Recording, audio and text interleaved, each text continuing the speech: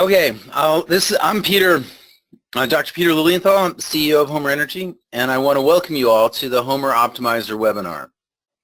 This is probably the single biggest change in Homer functionality since we introduced Homer Pro in 2014. I'd especially like to thank John Auerbach, who will be answering your questions later in the webinar. He's one of our engineers who created this brand new optimization algorithm. We're really excited about it, so I'm happy you could all make time today to learn about it. So now I'd like to pass it over to John Glassmeyer, our Director of Engineering, to describe this new optimization algorithm and how to use it. Thanks, Peter. As Peter mentioned, we're here to talk about a huge advancement in the Homer software, the Optimizer. Now, this will fundamentally change how you approach modeling with the software. Today, I'm going to walk through what it is, what problems it addresses, and how it makes getting results with the Homer software quicker, easier, and more robust. So let's start by giving a bit of background on the Homer software for those of you who aren't as familiar with it. Homer Pro is a tool for rapid assessment of least cost solutions for clean, reliable power. It allows you to mix conventional resources, such as diesel gen sets, with renewable resources, such as wind or solar photovoltaics. Wind, there's the wind, and there's solar PV. Along with storage such as batteries or flywheels, and load management such as demand-side management or energy efficiency. And Homer Pro lets you gain insight into the microgrid market. We typically divide this market into 4 segments. The first, energy access and village power. So this market focuses on bringing electricity to areas that currently have no power or limited power from a part-time D. The second, island grids. And when we say island grids, we really mean any remote or isolated community, particularly those with an existing 24-hour grid powered by diesel.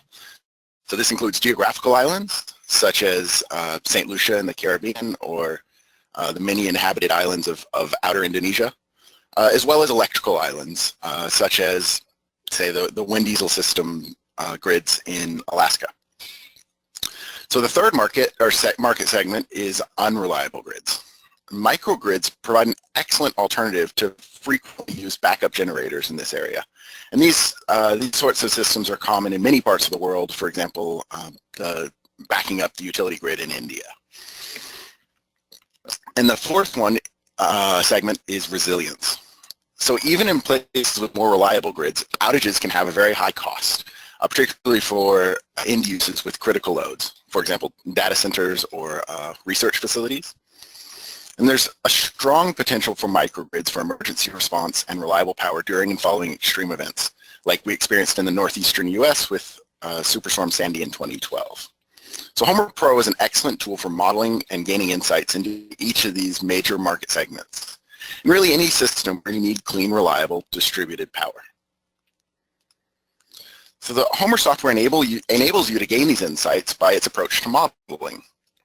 And this slide provides a diagram showing you how Homer models these systems.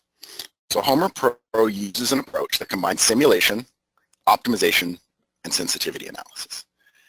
In simulation, Homer Pro uses by default an hour-by-hour energy balance to dispatch the components in a Homer model to ensure that there's adequate energy supply available to meet the load.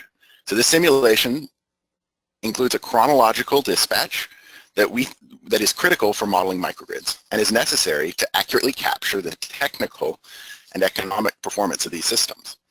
So although Homer Pro uses typically an hourly dispatch, it can be used to model systems at time steps down to a minute. And you simulate an individual system. Now in optimization, the second approach, Homer Pro, you can really think of this as a set of simulations. And in Homer Pro, it allows you to rank these different simulations by the total cost of ownership that we call net present cost. So in that regard, you can think of optimization as a set of simulations. You could imagine simulating many different systems with different amounts of solar photovoltaics. And the optimization layer simulates all these different systems and allows you to compare them. And by trying a lot of different system designs, you can find the design with the lowest cost. Now, The third is sensitivity analysis. And just as optimization is a set of simulations, sensitivity analysis is a set of optimizations. So when we perform a sensitivity analysis in HOMER Pro, we're exploring how the optimal design, that is the things that a designer can control, change when we change the things a designer cannot control. For example, we might ask, what if the cost of fuel goes up? Does this change the optimal design? Now today, what we're talking about is significant enhancement to the way HOMER does optimization. So the optimizer has a number of distinct benefits. Number one, it simplifies finding results in HOMER.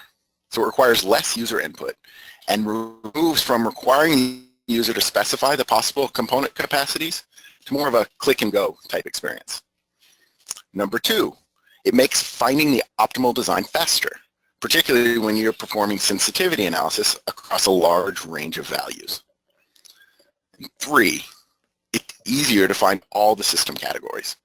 For example, it makes identifying the lowest cost 100% renewable system much more straightforward. And fourth, possibly most importantly, it helps you to get more robust results by eliminating user error in specifying the search space. We found that improper use of the search space was one of the single most common sources of user error in the HOMER software. So with that brief background introduction, let's take a quick tour of the optimizer in HOMER Pro. So this is the HOMER Pro software. For those of you not familiar with the interface, anytime you open a model, you'll start here on the home page. And for this tour, we'll start with our upgraded wizard, which has really benefited a lot from the optimizer. To open the wizard, click on the Start Wizard button. And today we're going to model an energy access mini-grid in Nigeria. So we'll give it a name, Unity Mini-Grid System, and we'll give it a location. So we'll put it, oh, let me move my window on the screen. We'll put it in Nigeria. Wait for it to search, and you can see that HOMER puts the pen there. Say OK, and click Next. Now we need to choose a load, and for this analysis, we'll choose one of the 4 built-in default loads. We'll choose the community load. It's a community grid. We'll assume it's isolated, so no grid connection. We will model it with a generator. We'll use the default assumptions. We won't model wind. Solar, we'll do solar photovoltaics, PV, and we'll model it with a generic lead-acid battery. And click Calculate. Oh. So now HOMER Pro will use the optimizer to find the optimal system across a range of system types. You'll notice that the HOMER optimizer is simulating a range of systems by the jump ups of the net present cost calculation indicator here. So this plot shows all of the different net present costs of the systems being considered. And then we're taken to the results. So we've now simulated a range of systems to find the optimal one. And if you look down here, there we go, make this bigger, at the optimization results, you can see the ranking of the 5 different system types that HOMER Pro optimized for you. So you'll notice that at the very top is the hybrid system. It has 29.5 kilowatts of PV, the 24 kilowatt genset, 70 1 kilowatt hour generic lead acid batteries, and a 6 kilowatt converter. You'll also notice that it's identified the 100% renewable system, so you can see here by the 100% renewable fraction, as well as the battery generator system, PV fuel saver type system, and a generator only system. So you'll notice that the optimizer made HOMER Pro much easier to use. You simply had to click Calculate, and it did it, while at the same time more powerful. So you can still customize the model in the ways that you've used the software extensively already know, but now you can get these results faster. So I've demonstrated how the wizard uses the optimizer, but I'd like to show you how you can use the optimizer in any of your HOMER Pro models. So to do that, we'll switch over to the design view and look at our schematic that the wizard built for us. So let's start by looking at the PV. If you look over at the search space area for the PV, you'll see this orange star. When this star is orange, it indicates we're using the optimizer. So the upper bound allows you to limit the maximum size of the component, and the lower bound allows you to set a lower bound on the component. So you can use the upper bound to limit the amount HOMER considers. For example, in this application with PV, if you had limited roof space, you might want to put a constraint there. And if there's not a constraint like that, you can just pick in a larger number than you might think is appropriate. And the lower bound, I typically put this to 0, but there's an exception if you're using an application with existing PV that you want to make sure you model or force in. So let me click the optimizer star. And you can see this is the old search space approach. So you can still use this, for example, if you wanted to force in a particular design. So we learned in our last analysis that the 29.5 kilowatt system PV capacity was optimal in that hybrid configuration. So we could force that in here if we wanted to model that, along with any other models, sizes we'd like to specifically model. But today we're focused on the optimizer, so I'm going to turn it back on. So you can also use the optimizer on the battery. So here you can see it's got the optimizer turned on. The converter, so here. And if you were modeling wind, you could use it there. Now there's a complementary approach used for the generator that I'd like to introduce. This has been in the software for a while, but some of you may not be familiar with it. It's called the auto size genset. So if you select the auto size genset from the list and add it, like we have, HOMER will automatically size that genset to be 1.2 times the peak to ensure that your system can meet the peak load. So I'd like to demonstrate how the optimizer works if you're performing sensitivity analysis. So I'll perform a sensitivity analysis here on the fuel price. So find the fuel price input and click the sensitivity variable editor, and you can enter in different fuel prices. So we started with $1 a liter. We could say, well, what if the price is 66 cents a liter? Or what if the price is 33 cents a liter? Click OK, and then click Calculate. And you'll now see that the optimizer is running 3 optimizations, one for each fuel price sensitivity value. These are all running on my computer using parallel processing. You can see that each one is calculating the net present cost and providing feedback to you as it does so. Once we get results, we'll be able to see how the fuel price influences optimal system design.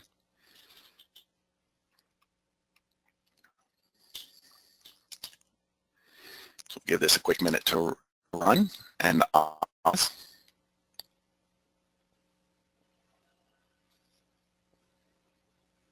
And there we go. So I'm going to move the optimization results down so we can focus on sensitivity results.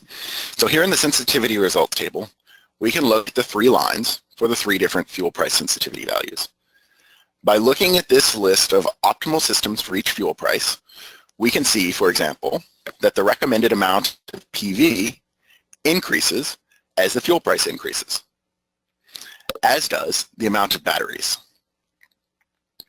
You'll also see that the costs are high. The net present cost here goes up with each of these optimal system designs. Let's go back to the slideshow. So as you can see, the optimizer makes finding the optimal design simpler, faster, easier, and more robust, and less prone to user error. I'd like to thank you for taking time to learn about the optimizer today. To help you get the most out of HOMER Pro, if you haven't already, we recommend you download the software and take advantage of the free 30-day trial that we offer. We also offer training courses to help you learn how to use HOMER Pro, give you an introduction to microgrids and distributed hybrid power systems, and learn how to perform your own analyses of these exciting markets. And of course, we're here to support you. You need any help getting the most out of Homer Pro. We now have time for some questions. Back over to you, Peter.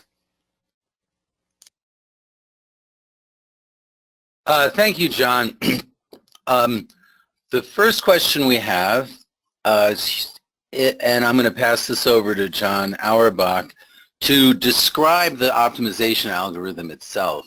I'll kick it off, John, a little bit, because this is not, it's not, because he created it from scratch. It's somewhat similar to some other algorithms like genetic algorithms, but actually it's quite different. And John, take it away. Sure. Well, so the details of the optimization algorithm are proprietary to Homer Energy, so I don't want to say too much and get in trouble. But the Homer optimizer is a member of a family of optimizers called derivative-free optimization. And so what it does is evaluates different guesses in the space and moves towards the best system by looking at the systems that it's already evaluated and essentially going towards areas where it knows it has the lowest net present cost. And it does this with a computational geometry approach where it looks at the existing evaluated points and tries to pick where it thinks the best points might be and evaluates those.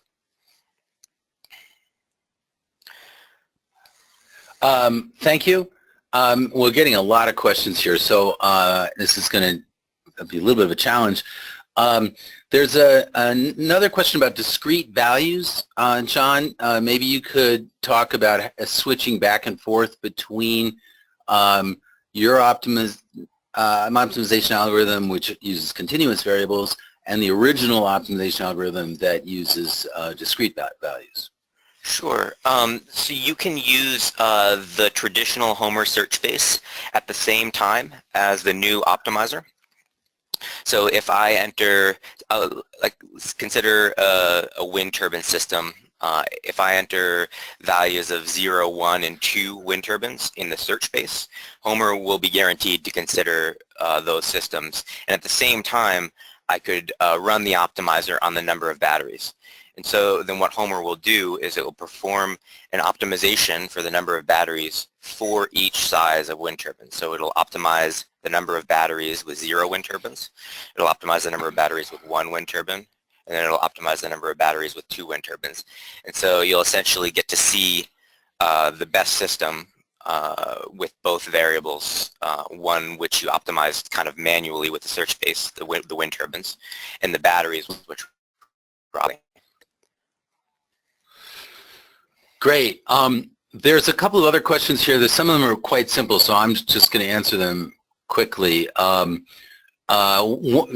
person asked, what version of Homer do you need? You really need the most recent version. So if you've got 3.2 or 3.3, there's no cost to upgrading from, if you have a license for Homer Pro, any version of Homer Pro, just go and upgrade to get this. But you do need to do that.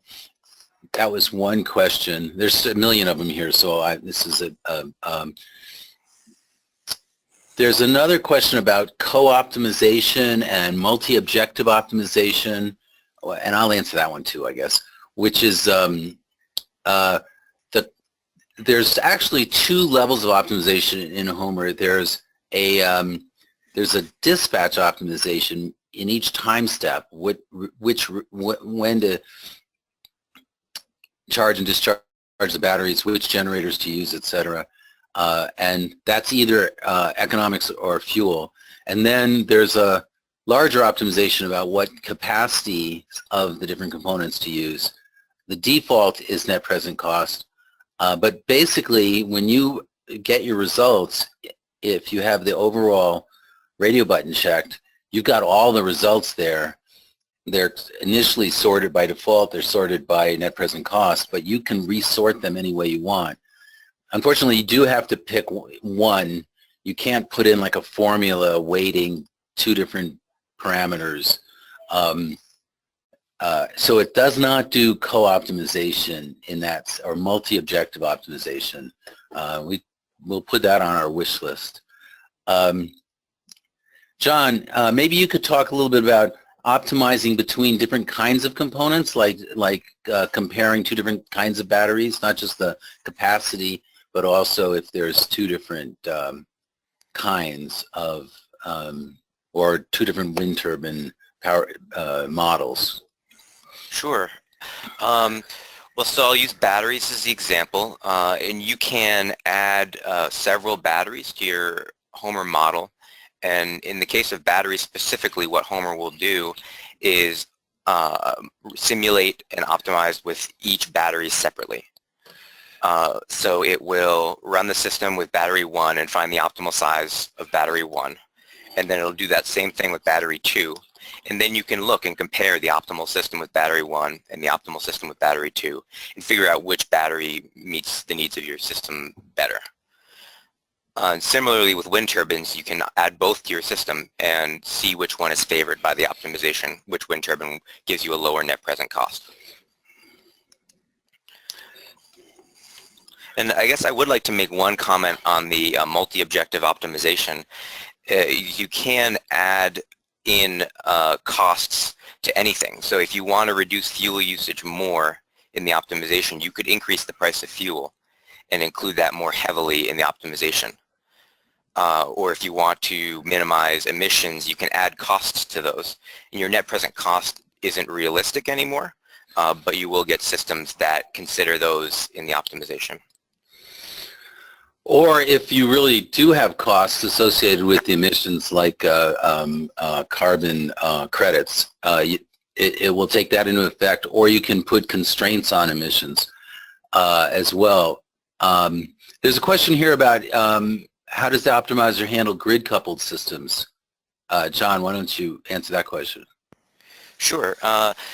So the optimizer doesn't work on any variable specific to the grid, but it will optimize a grid-connected system, say a PV system with a grid connection. It will optimize it with the same strategy as any other kind of system by trying a bunch of different systems and simulating and finding the costs and then comparing them. And so that works with a grid-connected system just like it does for any other system. It's going to be hard for me to paraphrase this question, but I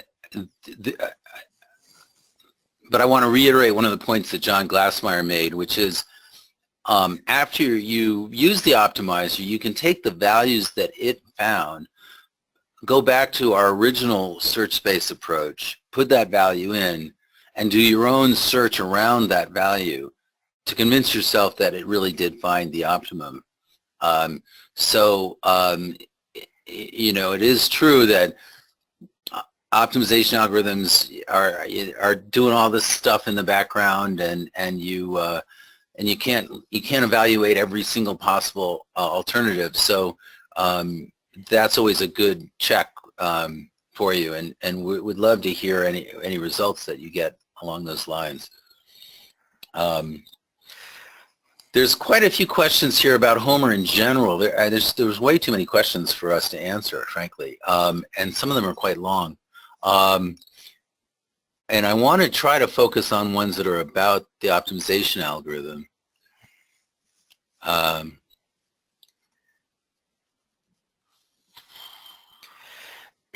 Yeah, Peter, I can comment a little more on what you said about switching back to the search space to confirm that the result that the optimizer gave you is the best one, or to try sort of slight variations on the optimal system that the optimizer returned.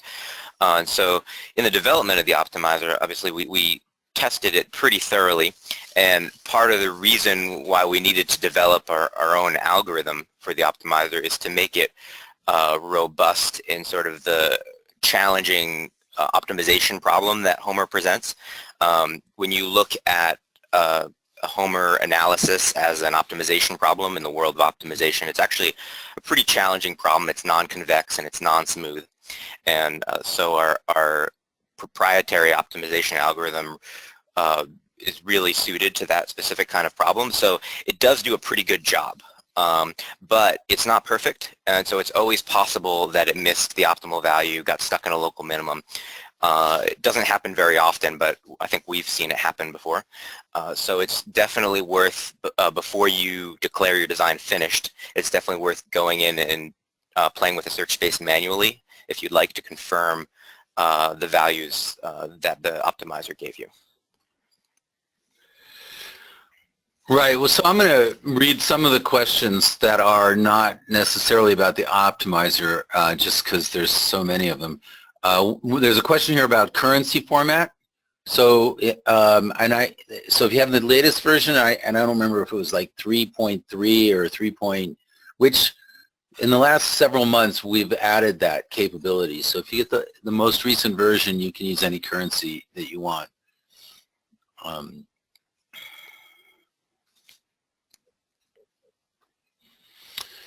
Here's a question. Can I upload a customized optimization algorithm in the HOMER as it shows option for selecting algorithm? I believe the answer to that is no, but John, you might want to talk a little bit about why that would be very difficult to do. Right. Well, so you can. We are working on a way to attach a custom dispatch algorithm to HOMER. That's something that's in development right now.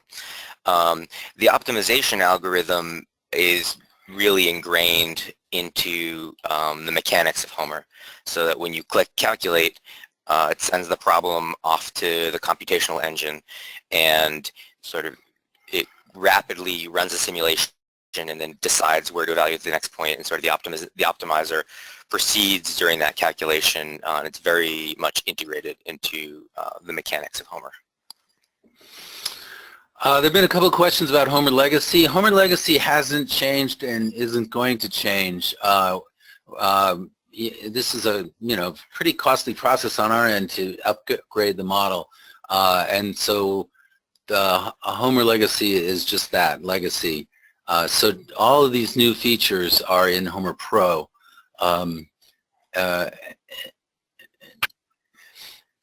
Thought I'd make that clear. How can we add up the real constraint values in the optimizer process? So I'm going to reword that. Can we constrain the optimization algorithm?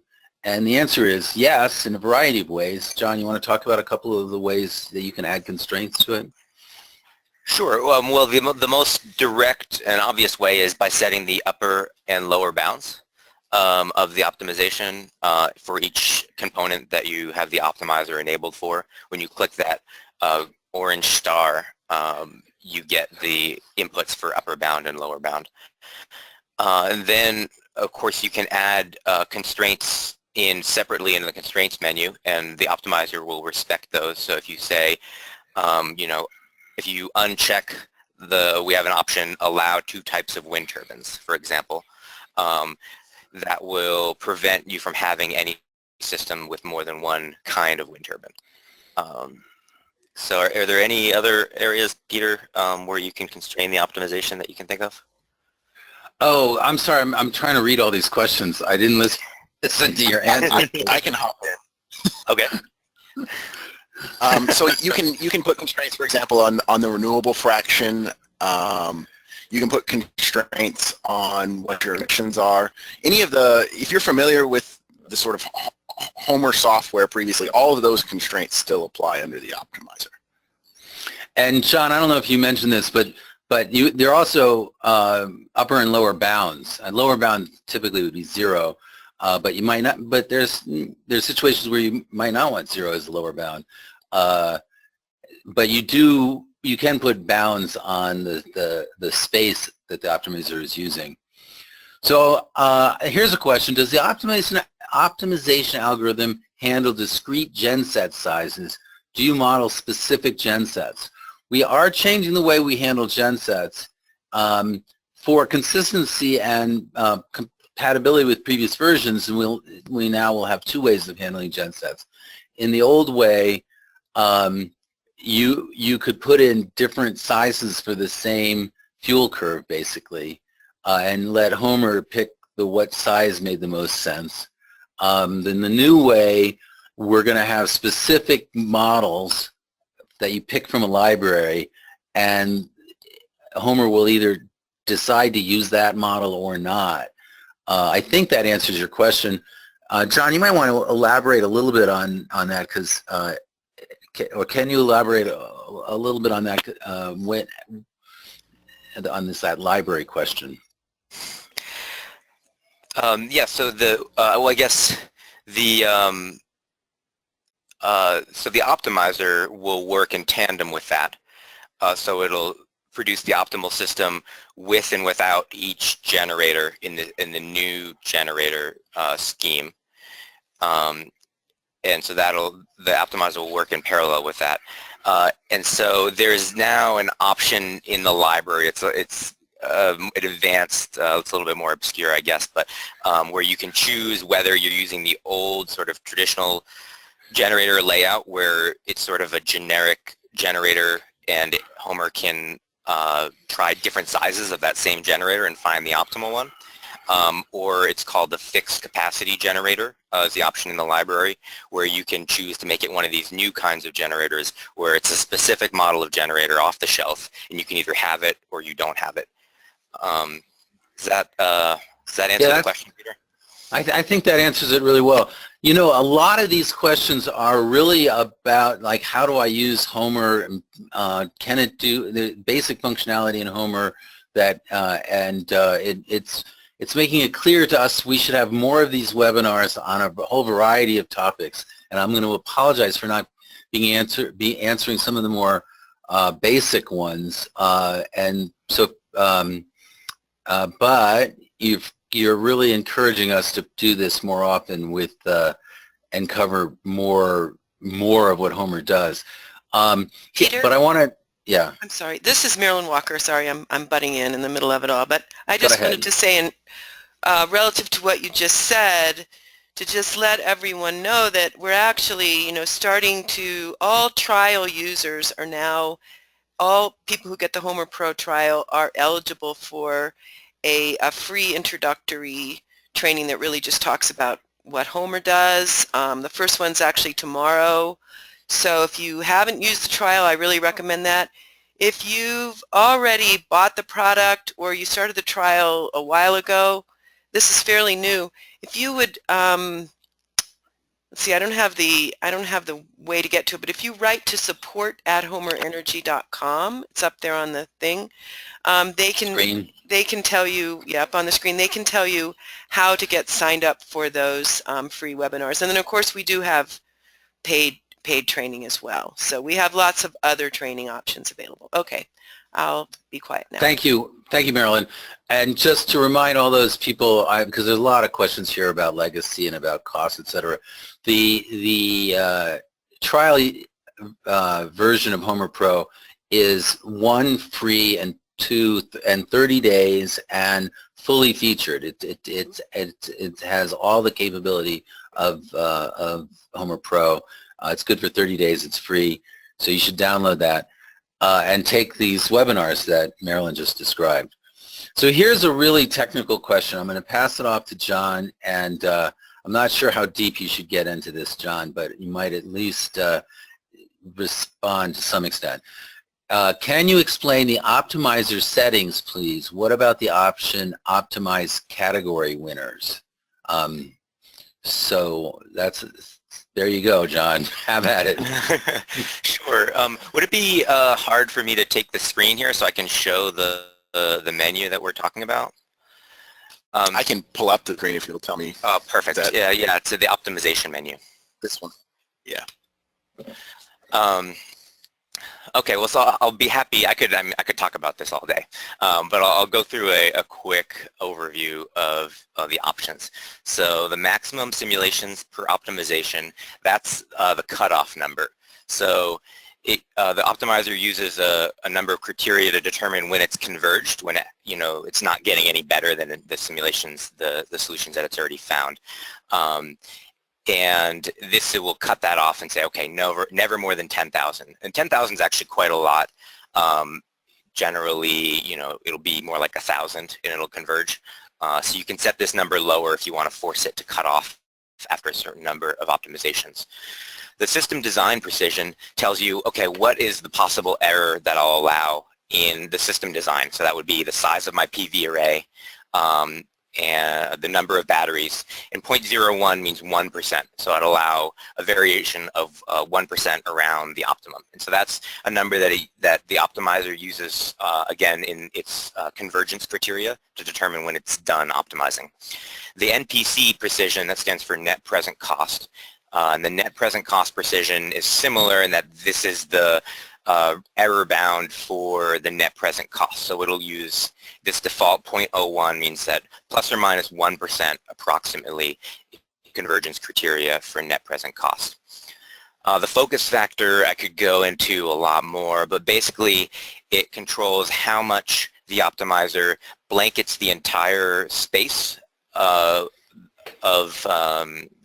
the optimization space versus how much it focuses in on areas where it's already evaluated points that have a low net present cost. So a lower focus factor generally will be more robust and sort of more robust to local optima. And a high focus factor will be faster but has a greater probability of getting caught in a non-optimal, non-global optimum. Finally, your question was optimize category winners. And so when you check that, that's checked by default.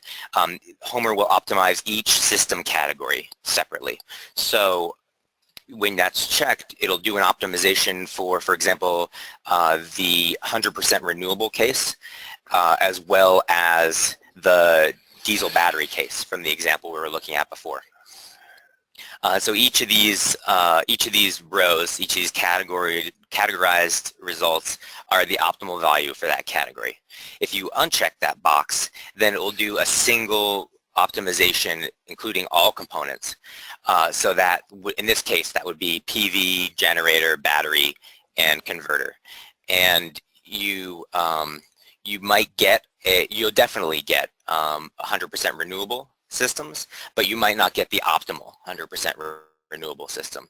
So checking that box ensures you that if you're looking at categories besides that most optimal category, that you'll get good values for those other categories. If you deselect it, the calculate will run a lot faster because it'll do much fewer optimizations. If you select it, then those category winners will be optimal. Thanks, John. Optimization is a really specialized field in mathematics, operations research, etc. When in doubt, just leave the defaults alone. It's on that page, But if you're really into optimization, you might find it interesting to play with those numbers. But I think 99 or 95% of users, or even higher, I don't know, the vast majority of users should probably leave that alone. But here's a great question, really good question for you, John. If I keep a value in one of the components that the optimizer found and then run HOMER by using the search space, does this mean that the first component is optimized no matter what is set for the other components? So let me see if I understand that question. So that's turning off the optimizer for one of your components and entering in a single value in the search space. Say, 29.5 kilowatts of PV from our example that John Glassmeyer presented. If you leave the optimizer on for the other components, then the optimizer will go ahead and optimize the remaining components and only consider 29.5 kilowatts of PV in that example. You can also turn off the optimizer and enter multiple values in the search space, and then HOMER will run all of those and give you the optimal value from those set of options that you've given in the search space.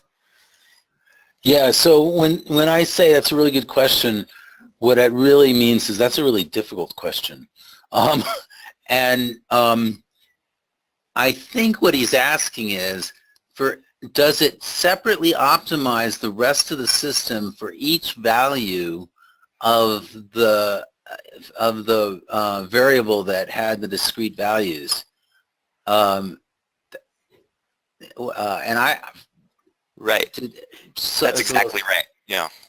And then it does that. Yeah. Right? Okay, great.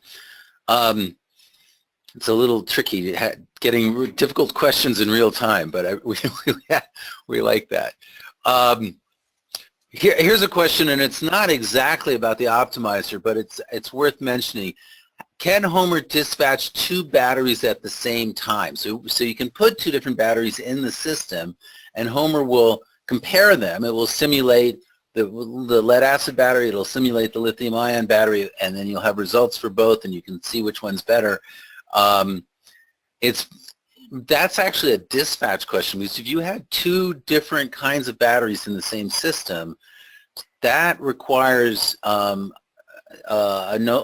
entirely new dispatch algorithm. And so I'm going to diverge from talking about the optimization a little bit.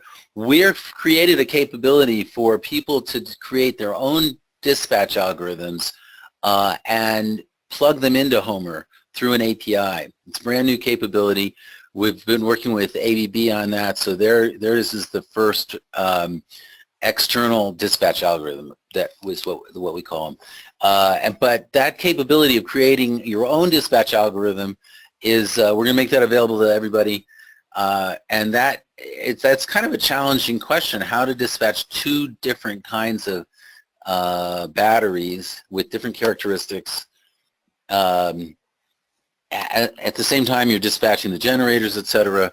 Very interesting problem, and we're throwing that out to the user community with an API that they can solve it themselves. Yeah, it's definitely a challenging question. I did a master's thesis on that, and all I got was a bad way to do it. So it's definitely a challenging question, and it's one that the built-in Homer dispatch doesn't do. You can only have one battery at a time in the Homer, the built-in dispatch. And I just want to follow up. You can only simulate one battery, but you can compare and optimize multiple batteries. So you can do multiple batteries, just not in the same simulation. Right. You can compare the results. Right. Exactly. Here's a question. Someone's asking us to explain what we mean by maximum grid demand, and that's the same as a demand limit. Homer simply won't let you import more than X kilowatts from the grid, and that can be the simplest way to do that is a single number for the whole year, but there's a new capability where it says monthly. You can pull that up and you can set that separately for each month, and you can optimize it for each month. So that's a new capability just in the, we come out with these quarterly releases, and I don't always keep track of which capability was in which of the quarterly releases, but that's in the newest version.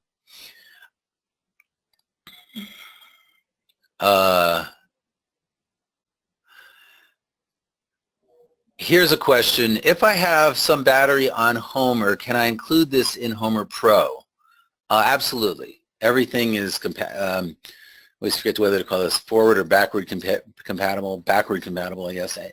So you can import old files into Homer, and it brings the components along with them, and you can add that to your library.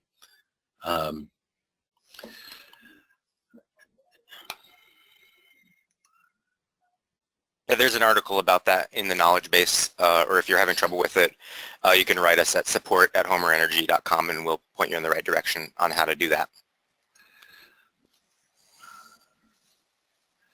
I'm going to be a little random here with questions, just because there's so many of them. But there's a question about, is it possible to simulate climate change? No. We can design systems that don't contribute to it.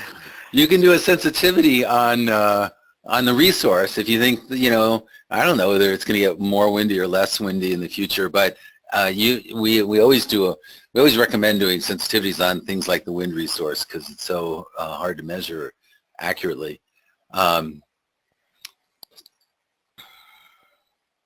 And of course, in the results, you can calculate emissions. That's reported in the results. So if you want to measure the environmental impact of your system, you can do that. And in not just reporting, but you can also control it. You can put prices on it and put constraints on it if there are particular emissions levels you'd like to avoid or limit. You know, there's a really important question here, but I'm gonna punt on it for now, and just but we really probably have to spend some time answering these questions in written form about the dedicated converter for the PV. Basically, it used to be that if you connected the PV to the AC bus, it just assumed you had an inverter, but you couldn't model its efficiency or its cost or anything. Now you can, so that's the default, because that's what the older versions of Homer used. By unchecking ignore dedicated converter, it's sort of backwards, and I admit it, but it's checked to ignore dedicated converter to make it compatible with people's with older models, older Homer files. If you uncheck that, then you can put in a capacity for your inverter, your dedicated PV inverter, something like the Enphase or the Sunny Boy, where the inverter is just converting PV to AC, and it has nothing to do with the batteries, and that's all that inverter does. By unchecking that, you can put in its capacity and its cost and its efficiency, and you can optimize, because it turns out sometimes it makes sense for the inverter to be a little bit smaller than the peak rating of the PV, and you can evaluate all that. So it's a little complicated. I guess I did explain more than I was planning to. It's a good question, though. It's a new capability that's probably not totally obvious. Just to comment on your answer there, one thing you said is that you couldn't model the cost of the inverter with the old setup. And you actually, the old way to do it before the dedicated converter would be to include the cost of that power electronics in your capital cost and in your replacement cost in the cost table of the PV. And that's still a perfectly valid way to do that if you don't want to model the dedicated converter explicitly. Right, and also I probably shouldn't have launched into this without thinking, on my feet like this, but this is distinct from what we call the system converter, which is the way Homer used to do it and still can do it, where the converter is both the battery and the converter and the DC, and the PV is connected on the DC bus, and so it's converting both PV and batteries. It's a complicated topic. And I lost my next question. I'd like to add something. So if you do use a dedicated converter, inverter most likely for the PV component, you can price it and you can put constraints on it. So it'll cut off the maximum power that you'd get out of your array normally, as well as you can do efficiency derates. So if the inverter's not at full capacity, say it's at 50% capacity, the efficiency is a little lower. That can all be considered in when you use a dedicated inverter with your PV component. So there's some real benefits to it, but as Peter identified, it can be confusing with when you're thinking about the broader system converter in contrast.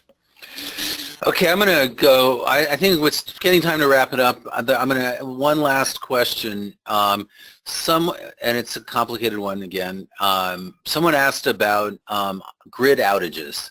So you're modeling a grid connected system, and in the past, Homer assumed the grid was always available, but in version 3.4 and later, I think it's 3.4, but in the latest version, we have the ability to model grid outages on an unreliable grid, and those could be scheduled outages or random outages. So that's I thought I'd mention that. It's a great capability, and we should probably do a webinar just on that one capability. So we're coming to the end of the hour, and I just wanted to point out, and John's put it up on the screen for you, how to get more some of the resources we have. If you go to our website, homerenergy.com, you can download Homer Pro. I think I mentioned this before. It's a free 30-day trial, fully featured, fully capable version of Homer Pro, good for 30 days. So you should try it out. Take some of our webinars. There's the gethomertraining.com is where our training options are available that you can sign up for. And if you have any questions, support@homerenergy.com. We try to answer those questions as quickly as possible, within 24 hours, almost always. And so we really appreciate all of you hanging in there for this webinar, and I hope it was useful.